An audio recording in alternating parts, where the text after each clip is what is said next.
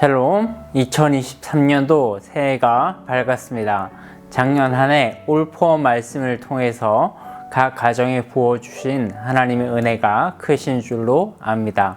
올해는 새벽 예배와 주일 예배, 대예배뿐만 아니라 유치부부터 청년부까지 모든 부서가 동일한 하나님의 말씀으로 설교를 듣고 각 가정에서 말씀을 함께 나누는 시간을 가집니다. 이런 말씀 훈련을 통해서 2023년 올 한 해 각 가정에 더욱 큰 하나님의 은혜가 부어주실 줄 믿습니다. 오늘 함께 보실 하나님의 말씀은 열왕기하 11장 말씀입니다. 제11장.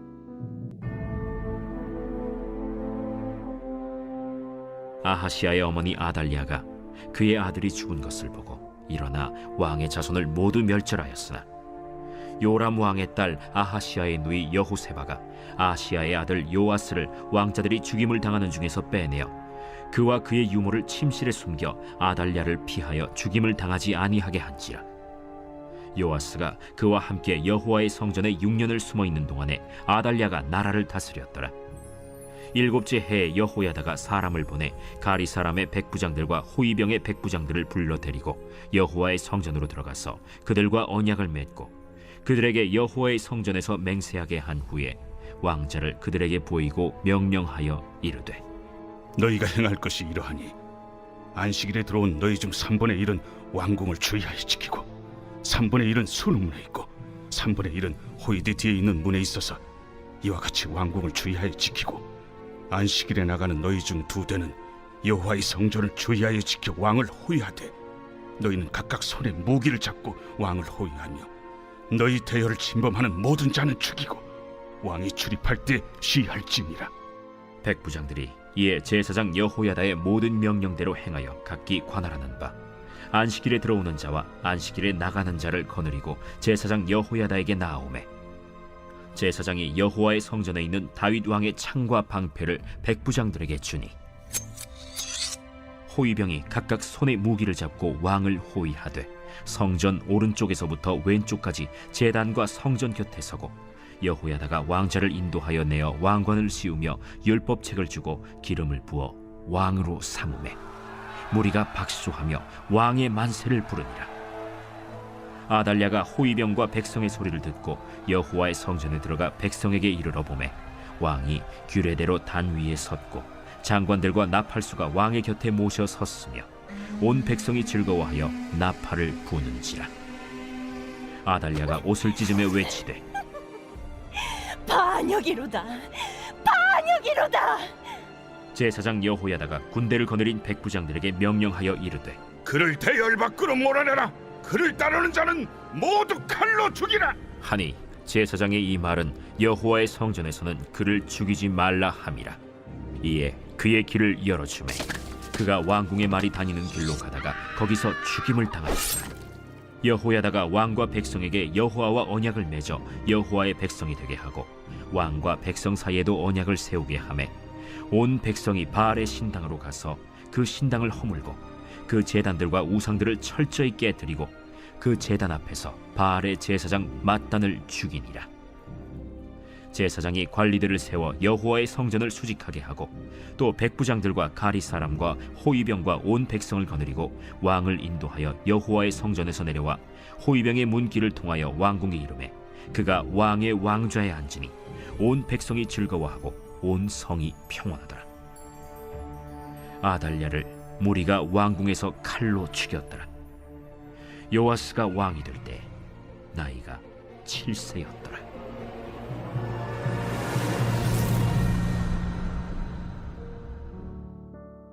지난 금요일에 10장 말씀을 통해서 우리는 예후가 아합의 가문을 멸망시키는 것을 살펴보았습니다. 예후를 통해서 아합을 멸망시키겠다고 하신 것은 엘리야 선지자의 예언에 따른 것이었죠. 그러나 예후도 아합을 죽이고 스스로 왕위에 오른 뒤에는 하나님을 버리고 우상 숭배의 길을 택하게 돼요. 여전히 북이스라엘에는 소망이 없다는 것을 보여주는 반증이 되겠죠. 오늘 11장에서는 다시 남유다의 이야기가 시작됩니다. 유다의 왕 아하시아가 죽은 후에 그의 어머니 아달랴가 스스로 왕이 되겠다는 마음을 품고 아하시아의 모든 자손들을 멸절시켜 버립니다. 이 아달랴라는 여인은 열왕기하 8장 26절에 보면 이스라엘 왕 오므리의 손녀라고 되어 있습니다. 오므리가 누군지 혹시 기억나시나요? 네, 바로 아합의 아버지예요. 다시 말하면 아달랴는 아합의 딸이었던 거죠. 남유다는 이스라엘의 역사에서 가장 악한 왕이었던 아합과 혼인관계를 맺었던 거예요. 이렇게 유다도 이스라엘 못지않게 극도로 타락한 상황이었던 거죠. 자, 아합의 자손들은 예후에 의해서 모두 죽임을 당했습니다. 이 상황에서 아달랴에 의해 아하시아 왕의 후예들까지 모두 죽임을 당한다면 그것은 단순히 아달랴의 역모로 끝나는 것이 아니라 다윗 왕조가 멸망하는 것을 의미했습니다. 그러나 하나님께서는 이미 다윗 언약을 통해 다윗의 씨를 다윗의 씨를 통하여 영원히 왕위를 이을 것이라고 말씀하셨어요. 이것은 열왕기하 8장 19절 말씀을 통해서도 다시 한번 언급됩니다. 함께 말씀을 한번 살펴볼까요? 8장 19절입니다. 여호와께서 그의 종 다윗을 위하여 유다 멸하기를 즐겨하지 아니하셨으니 이는 그와 그의 자손들에게 항상 등불을 주시겠다고 말씀하셨음이더라. 비록 유다가 아합의 지방과 혼인관계를 맺어 아달랴에 의해 모든 일족이 죽임을 당하는 하나님의 심판을 당했지만 하나님께서는 그 와중에도 그 혼란 중에서도 다윗을 향한 언약을 기억하셔서 한 인물을 남겨놓게 됩니다. 그가 바로 요아스라고 하는 인물입니다. 2절에 보면 요람 왕의 딸 아하시아의 누이 여호세바가 아하시아의 아들 요아스를 왕자들이 죽임을 당하는 중에 빼내어 그와 그의 유모를 침실에 숨겨 아달랴를 피하여 죽임을 당하지 않게 하려 한지라 라고 기록되어 있습니다. 그리고 요아스는 여호와의 성전에서 그렇게 6년 동안을 숨어 살게 됩니다. 그 기간 동안에 유다는 아달랴가 유다 최초의 여왕으로 즉위하여 나라가 피폐해질 대로 피폐해지는 지경에 이르게 되죠. 그렇게 7째 해가 되던 때에 제사장 여호야다가 아달랴를 몰아내고 요아스를 왕으로 추대할 계획을 세우게 돼요. 가리 사람의 백부장들과 호위병들의 백부장들과 그들의 군사들을 불러 모아서 여호와의 성전 안에서 언약을 세우고 요아스 왕자를 데려옵니다. 12절 말씀 한번 볼까요? 여호야다가 왕자를 인도하여 내어 왕관을 씌우며 율법책을 주고 기름을 부어 왕으로 삼음에 무리가 박수하며 왕의 만세를 부르니라. 여호야다는 요아스에게 왕관을 씌워주면서 율법책을 그의 손에 들려줍니다.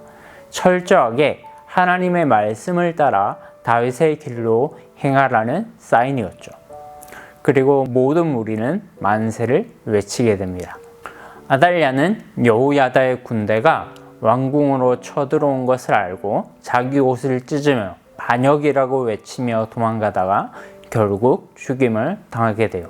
여호야다는 혹시나 여호와의 성전에서 피를 보게 될까봐 성전 주변에 남아있는 아달랴와 그를 따르는 모든 사람들을 모두 밖으로 몰아낸 다음에 죽이게 됩니다. 살아서 자신의 부모인 아합과 이세벨의 전처를 밟더니 죽어서도 그들과 같이 비참하게 죽임을 당하게 됩니다. 문제는 그 다음이죠. 악을 쫓아내는 것이 개혁의 끝이라고 생각하는 사람들이 있습니다. 그것이 바로 예후였죠. 아합의 가문을 멸망시키긴 했지만 그에게 그 이후에는 하나님의 말씀을 따라 철저하게 나라를 개혁하고자 하는 의지가 없었어요.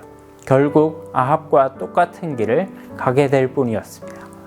그러나 여호야다는 악을 쫓아내는 것은 개혁의 끝이 아니라 시작이라는 것을 잘 알고 있었어요.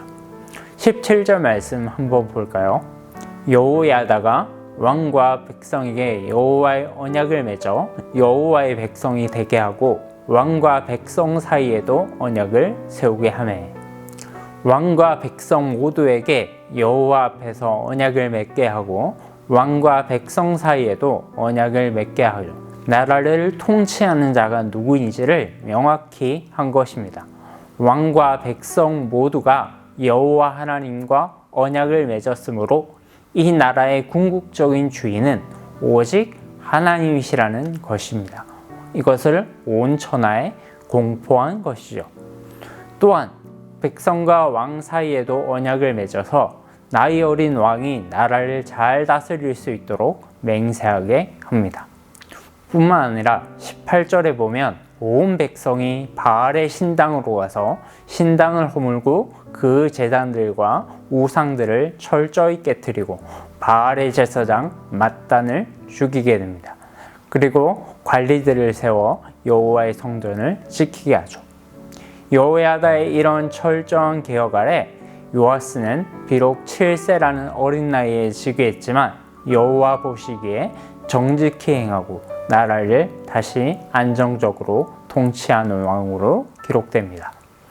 사랑하는 여러분, 요아스는 태어나자마자 생명의 위협을 느꼈습니다.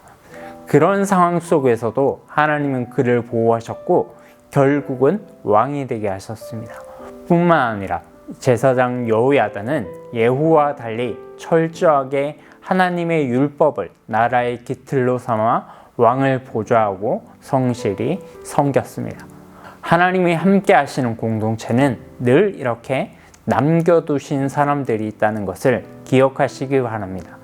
세상에 악이 판을 친다고 해도 하나님이 함께 하시는 사람은 승리할 수밖에 없습니다. 여러분은 누구의 편에 서 있습니까? 바라기는 이 2023년 한 해가 하나님의 편에 서서 자신을 향한 영적 개혁을 이루어 가시는 한 해가 되시기를 주님의 이름으로 축복드립니다.